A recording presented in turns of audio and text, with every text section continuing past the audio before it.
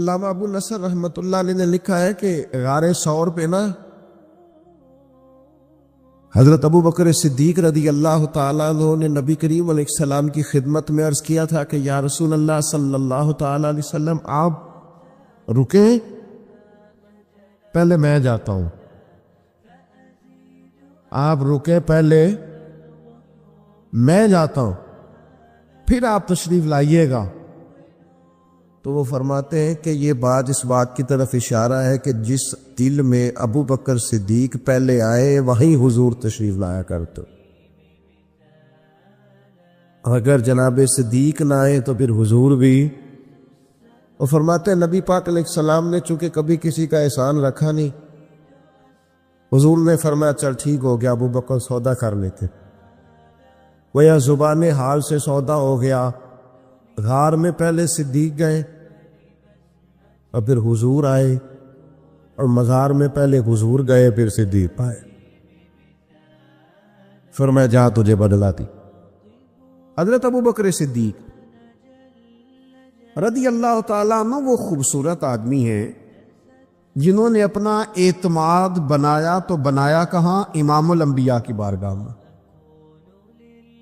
اور میں حیران ہوتا ہوں کہ یہ کس طرح کا سونا سا بندہ ہے جس پر نبی پاک نے اعتماد کیا اور سب سے زیادہ کیا، اور وہ چیزیں جو مطلب بندہ کہتا ہے نا کہ یار یہ مطلب یہ تو میری پراپرٹی ہے، یہ سارا کچھ، اس طرح کا حضور کا رویہ۔ حضرت صدیق اکبر بھی موجود نہیں، حضرت عمر بھی موجود نہیں، ایک بندے نے آ کے عرض کی یا رسول اللہ صلی اللہ علیہ وسلم ایک عجیب واقعہ ہوا، یہ بخاری میں ہے حضور، ایک عجیب واقعہ ہوا ہے، ایک بندہ بیل پہ سوار ہوا ہے، بیل بول پڑا ہے، بیل نے اس کو بول کے کہا ہے کہ بھائی میں نا ہل چلانے کے لیے ہوں، کھیتی باڑی کے لیے ہوں، میں سواری کے لیے نہیں، سواری کے لیے دوسرے جانور ہوتے ہیں، آپ کو پتہ ہے سواری گھوڑے پہ ہوتی ہے، اونٹ پہ ہوتی ہے، تو میں کوئی سواری کے لیے نہیں، میں تو ہل کے لیے ہوں۔ وہ بول پڑا ہے، پوچھنا چاہتا تھا حضور یہ بات ماننے والی ہے، پوچھنا چاہتا تھا۔ وہاں نہ حضرت ابو بکر ہے نہ حضرت عمر ہے، حضور کیا فرماتے ہیں؟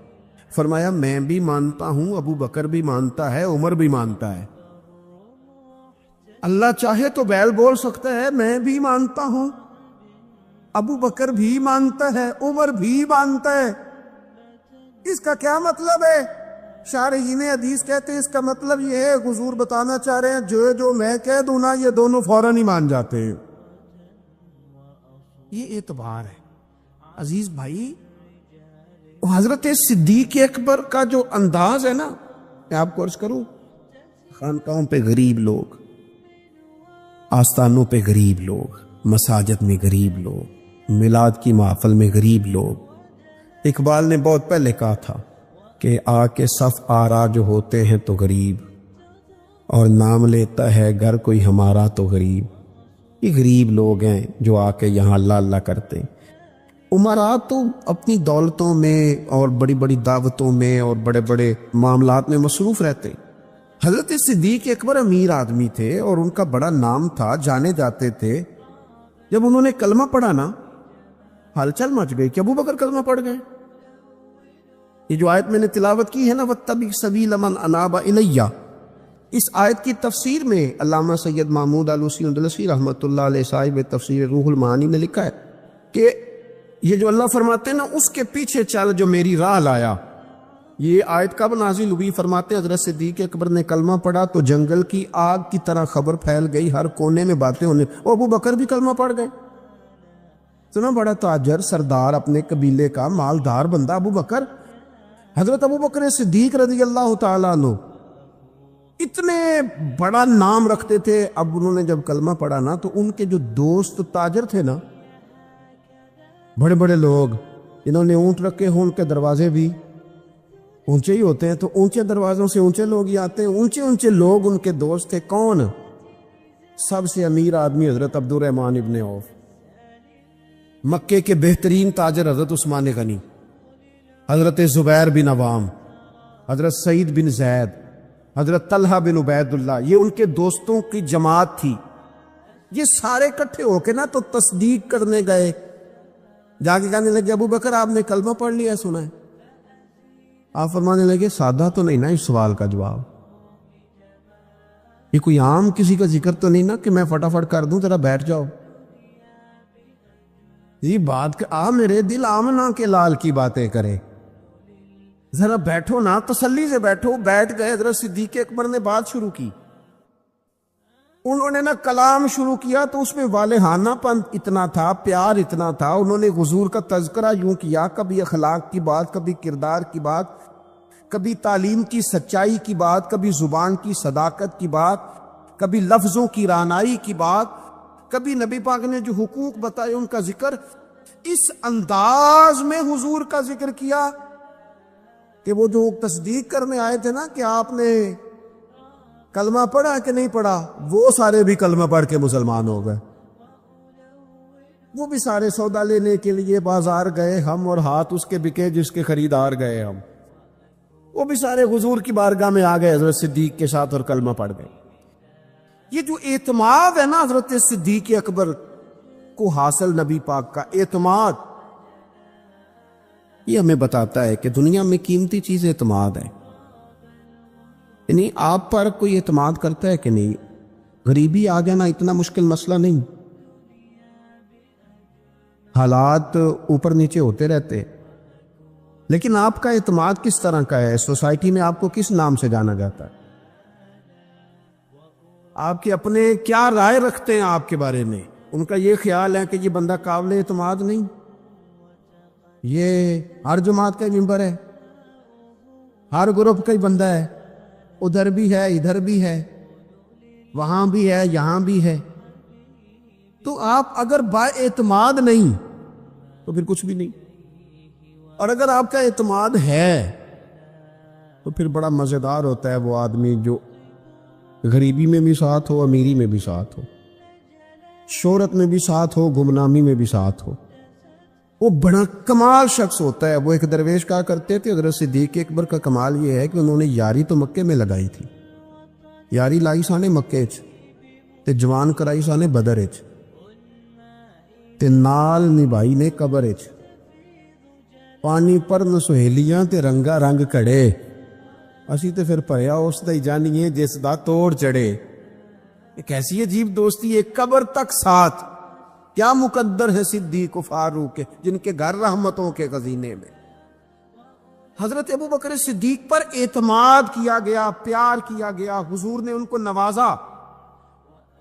نبی پاک کا خیال تھا کہ ہر معاملے میں کئی باتیں بتا سکتا ہوں، کہ حضرت عمر جیسے آدمی نے کہا یا رسول اللہ یہ فیصلہ کیوں ہو گیا، آپ سچے، قرآن سچا، اسلام سچا، کیوں ہو گیا؟ تو نبی پاک نے فرمایا اس لیے ہو گیا کہ تیری سمجھ میں نہیں بھی آ رہا، صحابہ کی نہیں بھی آ رہا، تو میں پھر بھی اللہ کا رسول ہوں۔ لیکن حضرت صدیق اکبر سے جب جا کے انہوں نے پوچھا کہ یار یہ فیصلہ ہو گیا ہے، کیسے ہو گیا؟ تو آپ نے وہی لفظ کہے جو حضور نے کہے تھے، فرمایا عمر چپ کر جا، وہ اللہ کے رسول ہے۔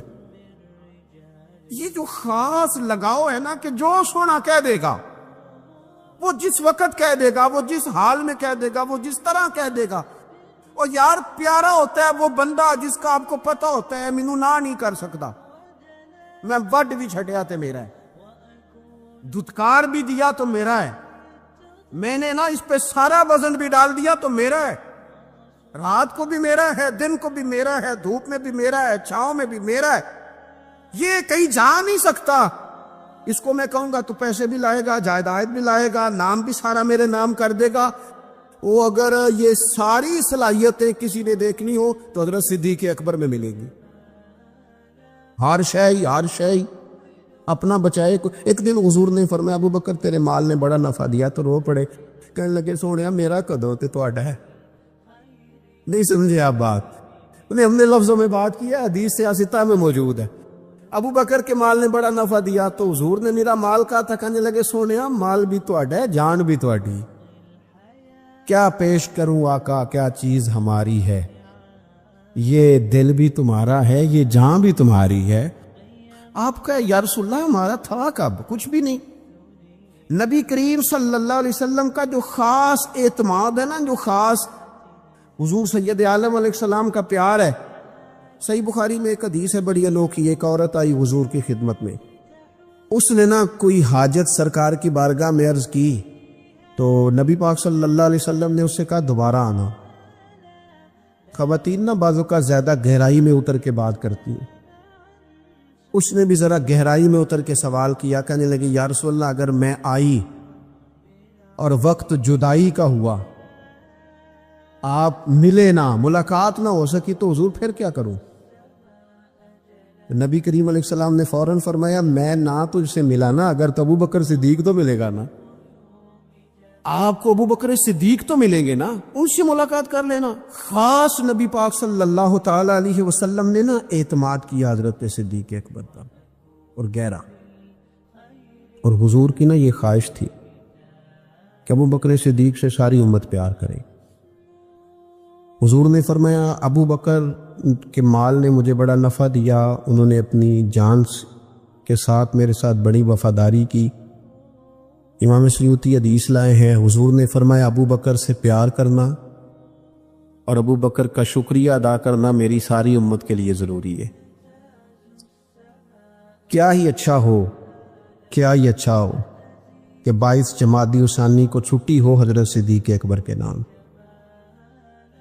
گلی گلی نیچے سے لے کر اوپر تک حضرت صدیق اکبر کے نام کی کانفرنسیں ہو، لوگوں کو حضرت صدیق اکبر کی روشن تعلیمات سے، کردار سے، سوانے سے، سیرت سے آگاہی ہو۔ کیا ہی اچھا ہو کہ حضرت صدیق اکبر رضی اللہ تعالیٰ عنہ کا عنوان سیرت ہماری درسی کتابوں میں شامل ہو۔ یہ جو خود غرضی کا دور آیا ہے، بے وفائی کا دور آیا ہے، یہ جو اپنے حصے کا لالچ بٹورنے کا دور آیا ہے، اس دور میں ضرورت زیادہ بڑھ گئی ہے کہ حضرت صدیق اکبر کا ذکر کیا جائے۔ اگر وفاؤں کے عنوان مرتب کر کے کوئی دنیا کو دینا چاہے تو حضرت صدیق اکبر کی زندگی مرتب کر کے دے، تاکہ لوگ اپنی طبیعتوں کے اندر وفا لا سکیں، پیار لا سکیں، محبت لا سکیں۔ یہ بہت ضروری ہے۔ اللہ کرے ہماری حکومتوں کی ادھر بھی توجہ جائے، اور چلیں حکومتوں کی تو توجہ جو جانی ہے سو جانی ہے 22 جمادی الثانی کو۔ ہم سب کو تو ان کا دن منانا چاہیے کہ نہیں منانا چاہیے؟ گھر گھر ان کا ذکر ہونا چاہیے کہ نہیں ہونا چاہیے؟ ان کا تذکرے سے ہماری اولادوں کے دلوں کو ہمیں منور کرنا چاہیے کہ نہیں کرنا چاہیے؟ جگہ جگہ ان کا ذکر ہو، کس لیے ہو؟ کہ حضور نے فرمایا ہے کہ ابو بکر کا شکریہ بھی ادا کرو اور میرے ابو بکر سے محبت بھی کرو۔ کیوں؟ اس لیے کہ سرور کائنات صلی اللہ تعالی علیہ وآلہ وسلم نا حضرت صدیق اکبر سے بڑا پیار کرتے۔ بخاری شریف میں نا ایک عجب روایت ہے، انوکھا اس کا طرز ہے اور سمجھنے لائق ہے۔ حضرت ابو دردہ رضی اللہ تعالیٰ عنہ فرماتے ہیں کہ کسی بات میں نا حضرت عمر فاروق رضی اللہ تعالیٰ عنہ اور سیدنا ابو بکر صدیق رضی اللہ تعالیٰ عنہ کی شکر رنجی ہو گئی، اختلاف رائے ہو گیا۔ لوگ کٹھے رہتے ہیں تو ہو بھی جاتا ہے۔ آپ فرماتے اختلاف رائے ہو گیا تو حضرت ابو بکر صدیق فرماتے ہیں کہ میں نے پہلے سخت بات کی تھی، پھر مجھے احساس ہوا تو میں نے عمر سے معافی مانگی، لیکن سیدنا عمر کے مزاج میں جلال تھا، طبیعت میں، انہوں نے معاف کرنے سے انکار کر دیا۔ حضرت صدیق اکبر وہاں سے نکلے اور سیدھے نبی کریم کی بارگاہ میں حاضر ہوئے۔ تھوڑی دیر گزری تو حضرت عمر کہتے ہیں مجھے بھی احساس ہوا کہ ارے یار جب حضرت ابو بکر نے درگزر کا کہا تھا تو مجھے کر دینا چاہیے تھا، میں نے بات کو طول دیا۔ فرماتے ہیں میں ان کے گھر گیا تو پتہ چلا وہ تو حضور کی بارگاہ میں گئے ہوئے۔ فرماتے ہیں میں وہاں سے نکلا، نبی کریم کی بارگاہ میں حاضر ہوا۔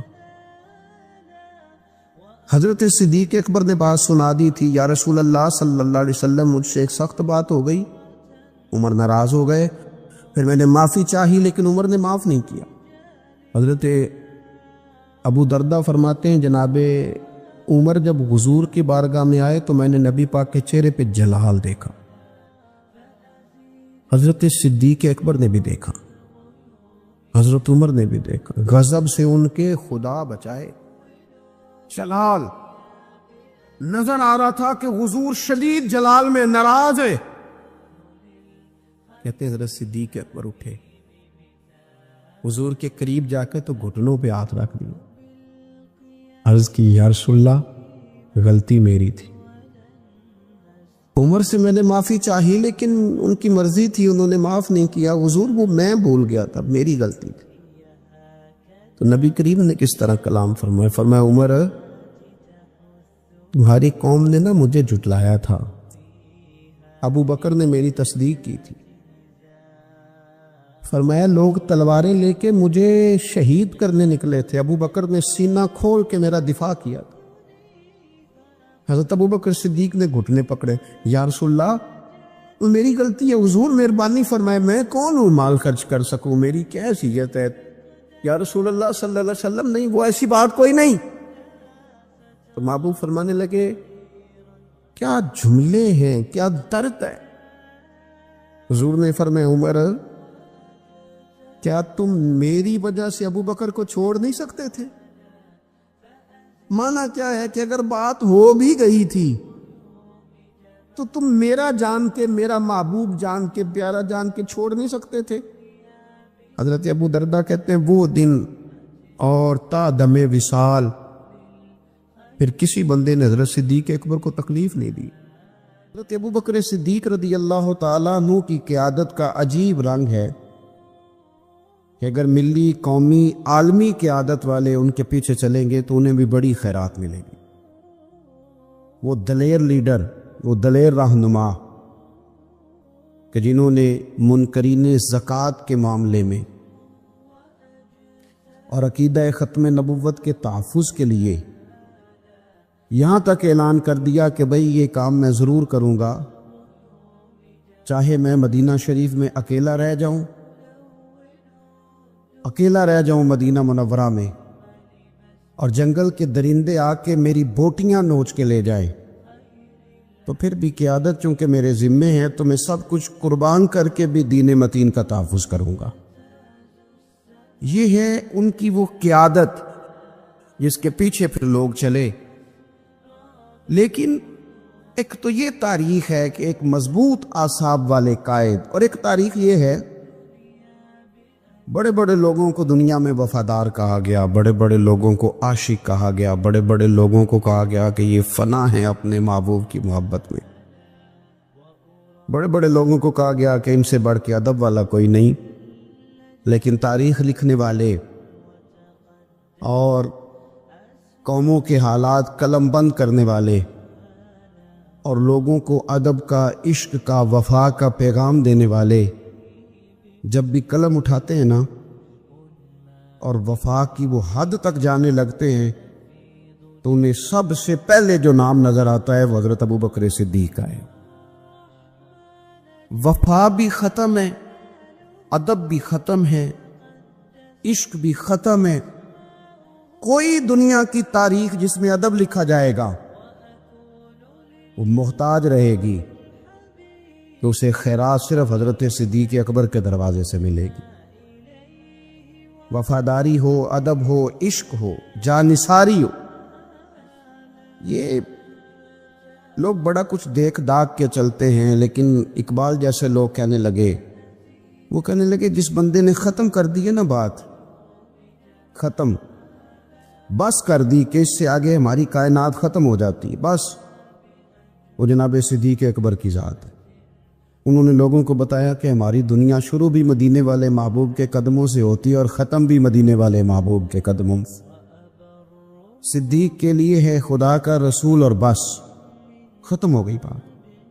تو حضرت ابو بکر صدیق رضی اللہ تعالیٰ عنہ کی زندگی کو پڑھنا، ان کے احوال کو جاننا، ادب والے لوگوں کے لیے، عشق والے لوگوں کے لیے، اتباع والے لوگوں کے لیے، سید عالم میرے پیارے حبیب صلی اللہ علیہ وسلم کے نقش قدم چلنے والے لوگوں کے لیے بڑا ہی ضروری ہے۔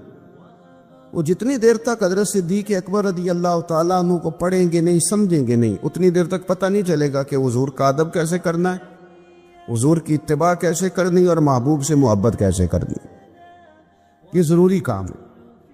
قرآن مجید فرقان حمید میں اللہ کریم نے ارشاد فرمایا، سورہ لقمان کے اندر فرمایا وَاتَّبِعْ سَبِيلَ مَنْ أَنَابَ إِلَيَّ، فرمایا کہ اس کے رستے پہ چلو، اس کی راہ پہ چلو جو میری طرف رجوع لایا ہے، جس نے میری طرف رجوع کیا اس کے پیچھے چلو۔ علامہ سید محمود آلوسی رحمۃ اللہ علیہ صاحب تفسیر روح المعانی فرماتے ہیں کہ یہ آیت تب نازل ہوئی تھی جب جناب صدیق اکبر نے کلمہ پڑھا تھا۔ آدمی جس لیول کا ہوتا ہے اس کی دوستیاں بھی اسی طرح کی ہوتی ہیں، اور جب کوئی بڑا آدمی کسی دینی اسلامی روحانی زندگی کو اپناتا ہے تو اس کے پیچھے چلنے والے بھی وہ زندگی اپنا لیتے ہیں۔ اسی لیے کہا گیا کہ لوگ اپنے سرداروں کے مذہب پہ ہوتے۔ حضرت سیدنا ابو بکر صدیق رضی اللہ تعالیٰ عنہ نے کلمہ پڑھا تو صاحب تفسیر روح المعانی ارشاد فرماتے ہیں کہ یہ بڑے گہرے دوست تھے حضرت ابو بکر صدیق کے، جو تاجر تھے نا بڑے بڑے مکے کے، چونکہ جناب صدیق اکبر بھی تاجر تھے۔ یہ تاجر سارے دوست تھے حضرت صدیق اکبر کے۔ کون کون؟ حضرت سیدنا عبد الرحمن ابن عوف رضی اللہ تعالیٰ عنہ، حضرت عثمان غنی رضی اللہ تعالیٰ عنہ، حضرت زبیر بن عوام رضی اللہ تعالیٰ عنہ، حضرت طلحہ بن عبید اللہ رضی اللہ تعالیٰ عنہ۔ یہ سارے لوگ حضرت صدیق اکبر رضی اللہ تعالیٰ عنہ کے دوست تھے۔ حضرت سعید بن زید رضی اللہ تعالیٰ عنہ، یہ سارے لوگ تاجر تھے۔ تو جب پتہ چلا نا کہ ایک بڑے تاجر نے، حضرت ابو بکر صدیق رضی اللہ تعالیٰ عنہ نے کلمہ پڑھ لیا ہے، تو یہ خبر جنگل کی آگ کی طرح پھیل گئی، ہر آدمی تک بات پہنچ گئی، ہر شخص نے اس بات کو سن لیا۔ اب وہ سارے لوگ تصدیق کرنے کے لیے کہ یار بڑا سیانہ بندہ ہے، بڑا سمجھدار آدمی ہے، تاجروں میں اس کا بڑا نام ہے، کاروباری لوگ اسے بڑے قریب سے جانتے ہیں، تو وہ تصدیق کرنے کے لیے سارے لوگ جناب صدیق اکبر کے پاس آئے۔ حضرت صدیق اکبر سے تصدیق اس طرح کی سنی، اس طرح کی تصدیق سنی، اس طرح کی تصدیق سنی کہ پھر سارے ہی مدینے والے محبوب کا کلمہ پڑھ گئے، حضور کا کلمہ پڑھ گئے، بس تصدیق کرنے آئے، تصدیق کرنے آئے حضور سے۔ اور نبی پاک صلی اللہ تعالیٰ تیریاں ویکھ کے اداواں تے میں مرید ہی ہو گئی۔ پھر وہ سارے حضور سید عالم آئے تھے تصدیق کرنے، سودا لینے کے لیے بازار گئے ہم، پر ہاتھ اس کے بکے جس کے خریدار گئے ہم۔ تو وہ نا حضور کی غلامی میں آ گئے۔ تو سمجھ لیں اس بات کو اور اس پر غور کر لیں کہ نبی پاک علیہ الصلوۃ والسلام کے اس غلام کا یہ حال ہے کہ یہ کلمہ پڑھیں تو مکے کے بڑے بڑے تاجروں میں انقلاب برپا کر دیں۔ اتنا اثر ہوا باقی لوگوں پہ کہ وہ تصدیق کرنے آئے تھے، تصدیق کرنے، اور ایسی تصدیق انہوں نے کی، ایسی تصدیق کی کہ پھر ساری زندگی مدینے والے محبوب کے گن گا کے گزار دی، ساری زندگی حضور سید عالم صلی اللہ علیہ وسلم۔ حضرت ابو بکر صدیق رضی اللہ تعالیٰ عنہ نے اپنی مقدس زندگی کے اندر نبی کریم صلی اللہ علیہ وسلم کی بارگاہ میں وقت گزارا۔ آپ مختلف مقامات پر قرآن مجید کو دیکھیں گے تو حضرت صدیق اکبر رضی اللہ تعالیٰ عنہ کی مختلف شانیں آپ کو قرآن حکیم میں نظر آئیں گی۔ اللہ کریم نے قرآن مجید میں ارشاد فرمایا سورہ بقرہ میں کہ الذین ينفقون اموالهم باللیل والنہار سرا وعلانیہ، فرمائے کچھ لوگ ایسے ہیں جو اللہ کے راستے میں خرچ کرتے ہیں اعلانیہ بھی اور چھپا کر بھی۔ اور وہ کس طرح خرچ کرتے ہیں؟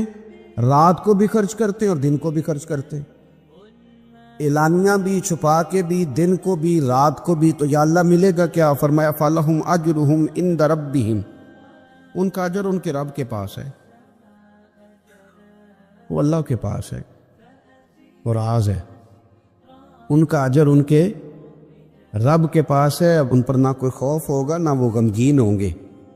یہ وہ لوگ ہیں جو رات کو بھی خرچ کرتے ہیں، دن کو بھی خرچ کرتے ہیں، اعلانیہ بھی خرچ کرتے ہیں، چھپا کے بھی خرچ کرتے ہیں۔ تفسیر روح المعانی ہی کو آپ دیکھ لیں تو علامہ سید محمود آلوسی اندلسی رحمۃ اللہ علیہ فرماتے ہیں کہ حضرت صدیق اکبر کا ایک دفعہ خرچ تو ہمیشہ کرتے رہتے تھے، ایک دفعہ ارادہ بن گیا، اس آیت کے شان نزول میں لکھتے ہیں ایک دفعہ ارادہ بن گیا کہ میں نے 40,000 دینار خرچ کرنے اللہ کی بارگاہ، اور کرنے اس طرح ہے کہ دن کو بھی خرچ کرنے، اور اگر کوئی آدمی رات کو لینا چاہے تو اسے یہ نہ محسوس ہو کہ یہ تو صرف اجالے میں دینے والے ہیں، اگر کوئی رات کی تنہائی میں لینے آئے گا تو اسے بھی دیں گے، خرچ کریں گے اللہ کے راستے میں۔ اور 10,000 دینار، 40,000 کل دینے تھے، 10 خرچ کیے دن کو، 10 خرچ کیے رات کو، 10 اس وقت خرچ کیے جب ساری دنیا اعلان ہوتا ہے نا چندے کا تو سارے دے رہے ہوتے، 10 اس وقت خرچ کر دیا 10,000 دینار، اور پھر 10 چھپا کے خرچ کیا، 10 چھپا کے بھی خرچ کیا، یعنی اس وقت بیچ مجمع کے بھی دینا بعضوں کا بہتر ہوتا ہے کہ دوسروں کو بھی رغبت ہوتی ہے، کیونکہ ایک بندہ اگر کہیں خرچ کرتا ہے تو پھر دوسرے بھی دیکھ کے خرچ کرتے ہیں، تو جب سب دے رہے تھے تب بھی دیا، اور جب کوئی نہیں دے رہا تھا تو تب بھی دیا، اور دن کو بھی دیا اور رات کو بھی دیا، تو رب کریم نے پھر اس کا ذکر قرآن مجید میں فرما دیا۔ تو حضرت ابو بکر صدیق رضی اللہ تعالیٰ عنہ کی حیات مبارکہ کو آپ پڑھیں، اس پر آپ غور کریں، ایک مقام نہیں درجنوں مقامات آپ کو ایسے ملیں گے۔ اسی طرح امام فخر الدین رازی رحمۃ اللہ علیہ تفسیر کبیر میں فرماتے ہیں کہ یہ جو آیت ہے نا، ان الذین قالوا ربنا اللہ ثم استقاموا تتنزل علیہم الملائکہ، بے شک وہ لوگ جنہوں نے کہا کہ ہمارا رب اللہ ہے، پھر وہ اس پر قائم ہو گئے تو ان پر فرشتے اترتے ہیں، اور فرشتے کیا کہتے ہیں؟ اللہ تخافوا ولا تحزنوا، خبردار خوف نہ کرو، غم نہ کھاؤ، وَأَبْشِرُوا بِالْجَنَّةِ الَّتِي كُنْتُمْ تُوعَدُونَ، اور خوش ہو جاؤ اس جنت پر، تمہیں خوشخبری دینے آئے ہیں اس جنت کی جس کا رب نے تمہارے ساتھ وعدہ کیا ہے۔ تو امام راضی کہتے ہیں یہ جو کہا نا کہ وہ لوگ جنہوں نے کہا اللہ ہمارا رب ہے، پھر وہ ڈٹ گئے، پھر ان پر فرشتے اترے اور فرشتے خوشخبری دینے کے لیے اترے، فرمایا یہ بھی حضرت ابو بکر صدیق کی شان میں نازل ہوئی ہے۔ اس لیے کہ حضرت صدیق اکبر نے اس وقت کلمہ پڑھا تھا جب کوئی اور کلمہ نہیں پڑھتا تھا، پہلے مسلمان حضرت صدیق اکبر آزاد مردوں میں سے پہلے مسلمان، آپ نے کلمہ پڑھا، رش دیکھ کے تو بھائی عام جگہ پہ بھی بڑے لوگ آ جاتے ہیں، لیکن تنہائیوں میں ابتدا میں بالکل شروع میں جس ہستی نے صرف جلوہ والضحیٰ دیکھا، آج لوگ بڑے جمہوریت پسند ہیں کہ ساری دنیا جدھر جائے گی ہم نے ادھر جانا ہے، جدھر رش زیادہ ہوگا اس وقت ہم چلیں گے، لیکن حضرت ابو بکر صدیق رضی اللہ تعالیٰ عنہ اس وقت کلمہ پڑھا جب اسلام پر تنہائیاں تھیں، غربتوں کا دور تھا۔ انہوں نے یہ نہیں دیکھا کہ ساری دنیا کدھر ہے، انہوں نے یہ دیکھا کہ میرے محبوب کی رضا کدھر ہے، اور پھر اس پر انہوں نے تکلیفیں برداشت کی، تکلیفیں پلیٹ میں رکھ کے نہیں غلامی مل جایا کرتی، تکلیفیں برداشت کی، مار بھی کھائی، مال بھی دیا، تکلیف بھی سہی، تانے بھی سہے، باتیں بھی سنی، قبیلے کے اندر سے بھی مخالفت ہوئی، باہر سے بھی مخالفت ہوئی، وہ ڈٹے رہے۔ تو آپ فرماتے جب یہ ڈٹ گئے نا تو پھر میں نے بھی ان کی مدد کے لیے فرشتے نازل کر دیے، پھر اللہ تبارک و تعالیٰ نے انہیں کوئی لاوارث نہیں چھوڑا، پھر ان کی مدد اللہ نے اپنے فضل سے فرمائی۔ حضرت صدیق اکبر رضی اللہ تعالیٰ عنہ کی مقدس حیات مبارکہ، اس پر بے شمار فضائل میں آپ کو احادیث ملیں گی، بے شمار آپ کو آیات بینات ملیں گی۔ سمجھنے کی چیز یہ ہے ان کی زندگی کو دیکھا جائے، پڑھا جائے۔ میں نے بڑا غور کیا ہے، جتنا کو میرا محدود سا مطالعہ ہے، جتنا کو میں فہم اور علم رکھتا ہوں، میں نے بڑا غور کیا ہے اور بڑی باریکی سے کیا ہے، اور ان کی زندگی کے شب و روز کو بار بار پڑھا ہے، اور وہ جتنے پیچ و تاب ہیں ہجرت سے لے کر بدر تک اور بدر سے لے کر فتح مکہ تک، ہر میدان، ہر جگہ، ہر کوچہ، ہر نگر، ایک ہی بات سمجھ میں آئی ہے کہ جس طرح پروانہ چراغ کے گرد گھوم کے زندگی گزار دیتا ہے، گھوم کے زندگی گزار دیتا ہے، روشنی جہاں نظر آتی ہے تو پروانہ ساتھ ہی نظر آتا ہے، کہیں اور دکھائی دیتا ہی نہیں۔ اسی طرح میرے پیارے حبیب نبی کریم صلی اللہ تعالی علیہ وسلم کی نبوت کی روشنی کے گرد جو پروانہ دیوانہ وار ہمیں نظر آتے ہیں، ان کا نام حضرت ابو بکر صدیق ہے۔ حضور کی رضا کو پا لینا۔ حضور کیا چاہتے ہیں؟ اس چاہت کے مطابق کوشش کرنا۔ جس نے میرے نبی پاک علیہ الصلوۃ والسلام کے ساتھ